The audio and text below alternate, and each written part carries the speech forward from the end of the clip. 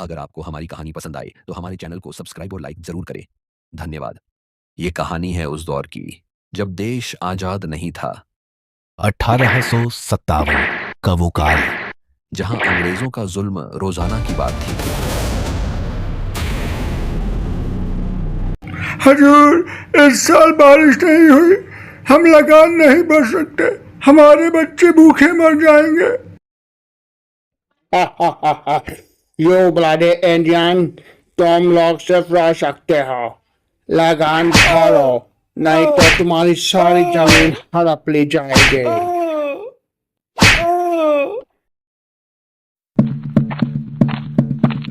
लेकिन उसी जुल्म के खिलाफ एक नाम उभरा, विराज सेनगुप्ता, एक नौजवान जिसके सीने में इनकलाब की आग थी और दिल में देश के लिए जान देने का जुनून।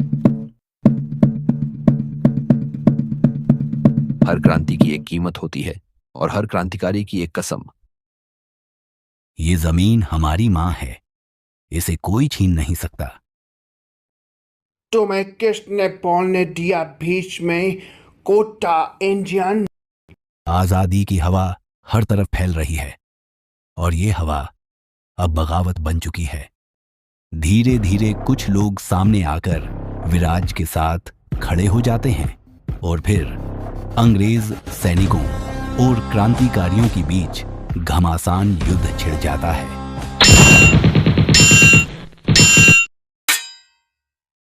पर जहां वीर लड़ते हैं वहां गद्दार भी होते हैं।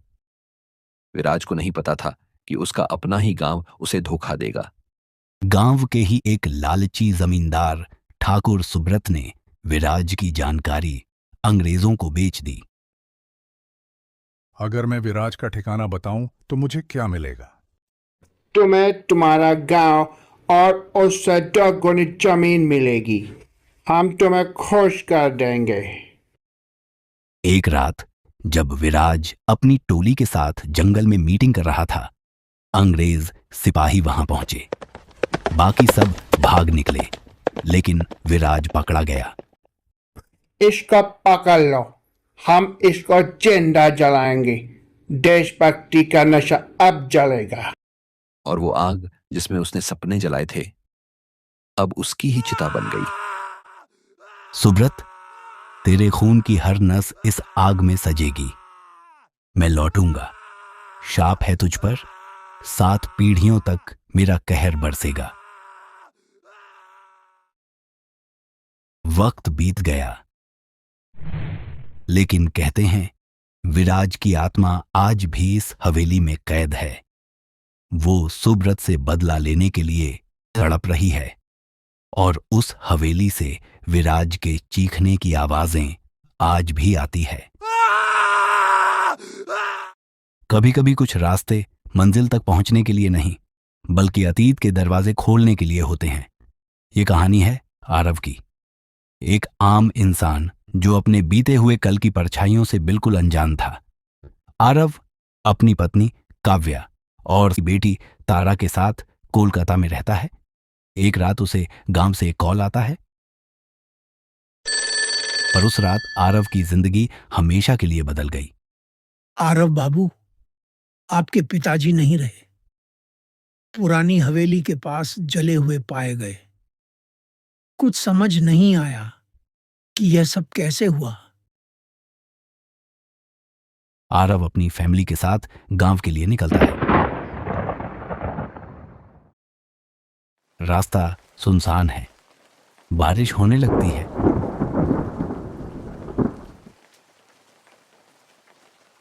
जैसे ही गांव का बोर्ड आता है, उनकी एसयूवी एक झटके से रुक जाती है।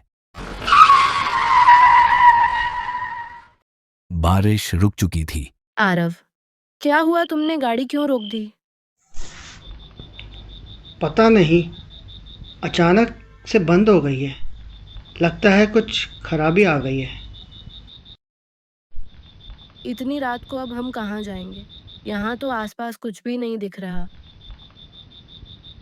तुम घबराओ मत, मैं बाहर निकल कर देखता हूँ क्या हुआ है। एक घना अंधेरा था, चारों तरफ सन्नाटा पसरा हुआ था। आरव कार से बाहर आता है और इधर उधर नजर घुमाता है। तभी उसकी नजर सामने एक पुरानी जर्जर हवेली पर पड़ती है। देखो, सामने एक हवेली दिखाई दे रही है। मैं जाकर देखता हूँ, शायद वहाँ से कोई मदद मिल जाए। तुम तब तक तारा के साथ गाड़ी में ही बैठी रहना। वो कोठी 159 साल पुरानी, जहां कभी इंसाफ के नाम पर किसी को जिंदा जला दिया गया था, वही कोठी अब उसका इंतजार कर रही थी। आरव धीरे धीरे हवेली की तरफ बढ़ता है। हवेली तक पहुंचते ही उसका बड़ा सा दरवाजा खुद ब खुद खुल जाता है। अंदर कदम रखते ही उसे एक अजीब सी ठंडक महसूस होती है।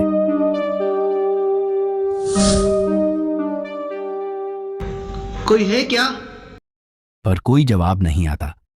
तभी अचानक आरव को बाहर से काव्या और तारा की चीखें सुनाई देती हैं। आरव घबराकर दौड़ते हुए बाहर आता है, लेकिन गाड़ी में कोई नहीं था। वो इधर उधर देखता है। काव्या, तारा, कहाँ चले गई तुम दोनों? तभी हवेली के अंदर से काव्या की चीख सुनाई देती है। आरव बदहवास होकर हवेली के अंदर दौड़ता है और जो दृश्य उसके सामने होता है वो देखकर उसके पैरों तले जमीन खिसक जाती है। उसकी आंखें डर से फटी की फटी रह जाती हैं। सामने काव्या और तारा की जली हुई लाशें पड़ी थीं। ये कैसे हो गया? अभी तो तुम दोनों गाड़ी में सही सलामत थी।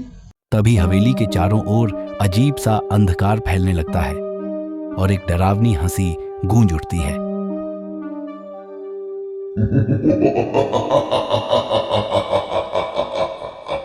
आरव की नजर सामने जाती है। वो देखता है एक जला भुना हुआ आदमी उसकी तरफ बढ़ रहा है। उसका चेहरा विकृत है, आंखों से अंगारे निकल रहे हैं। उसे देखकर आरव के होश उड़ जाते हैं। तू वही है ना सुब्रत? उसकी पत्नी और बेटी की लाश भी अब वहां पर नहीं थी और वो वहीं जमीन पर गिरकर बेहोश हो जाता है।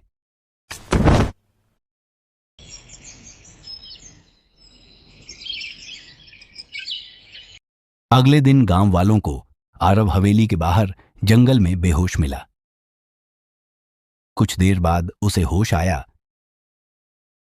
तो उसने देखा कि कुछ गांव वाले उसके पास खड़े हैं। बेटा, तू ठीक है? हमने तुझे रात को बेहोश पाया उस शापित हवेली के पास। क्या? मेरी बेटी और मेरी बीवी दोनों जल गई थी। मैंने खुद देखा था उन्हें हवेली के पास।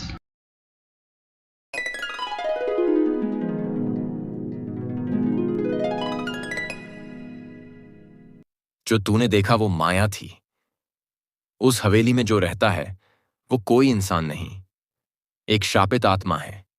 उसका नाम विराज था, एक महान क्रांतिकारी जिसे गद्दारी का शिकार होना पड़ा। हमने तो तुम्हारे आसपास कोई नहीं मिला। कई सालों से कोई उस हवेली के पास नहीं जाता। जो भी गया या तो लौटा नहीं या पागल हो गया।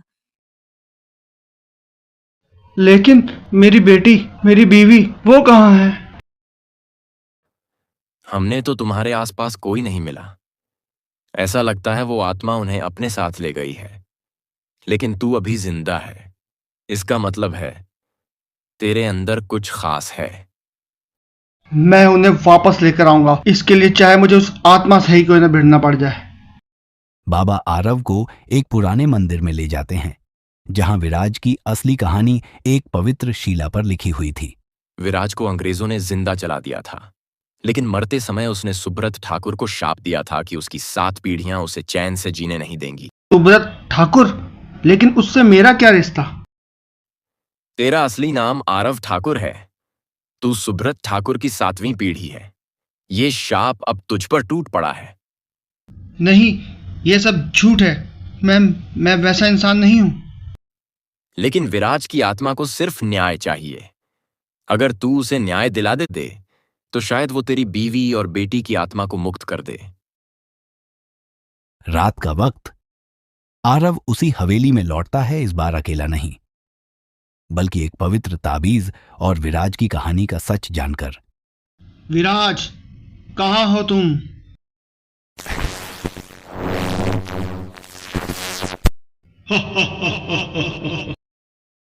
फिर से लौट आया है तू, सुब्रत की औलाद।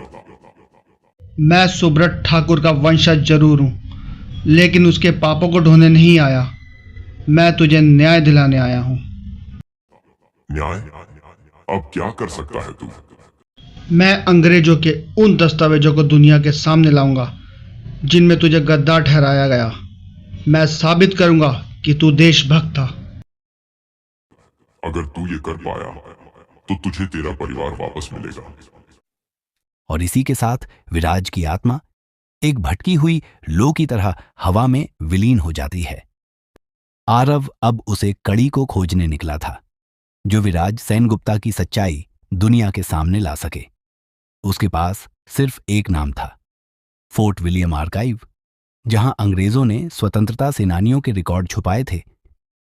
आरव पुराने दस्तावेजों में अपनी खोजबीन करने लगता है। अचानक एक लाल रंग की फाइल गिरती है, जिस पर लिखा है Viraj Sengupta, secret high treason 1857। Aarav की सांसें थम जाती हैं। वो फाइल खोलता है और उसमें लिखा होता है, mister Viraj Sengupta, found leading a rebellion, no concrete evidence, on suspicion of organising arms transport, eliminated via fire execution। तो ये सच है, कोई पक्का सबूत ही नहीं था। उसे तो शक के आधार पर ही मार दिया गया। वो फाइल की फोटो खींच लेता है। आरव इस रिपोर्ट को मीडिया को दिखाता है।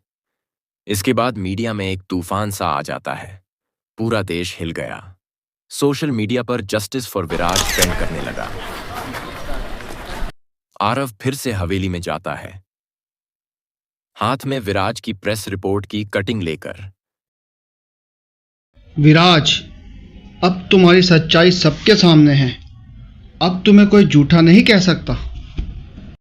चारों तरफ तेज रोशनी फैलती है। हवेली की दीवारें कांपती हैं। विराज की आत्मा प्रकट होती है, अब पहले से शांत।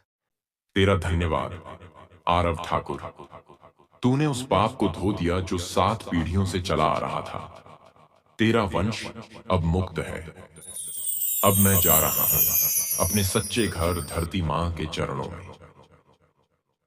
तभी आसमान से सफेद रोशनी उतरती है और उसी में से काव्या और तारा की आत्माएं उतरती हैं, अब जीवित रूप में। तीनों एक दूसरे को देखकर बहुत खुश होते हैं। उनकी आंखों से आंसू बहते हैं, लेकिन मुस्कुराहट के साथ।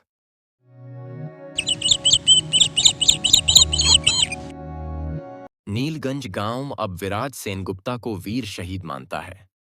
हवेली अब शहीद विराज स्मारक बन चुकी है, जहां लोग उन्हें श्रद्धांजलि देने आते हैं। हर कहानी का अंत जरूरी नहीं कि दुखद हो, कभी कभी अंधेरे से ही सवेरा निकलता है।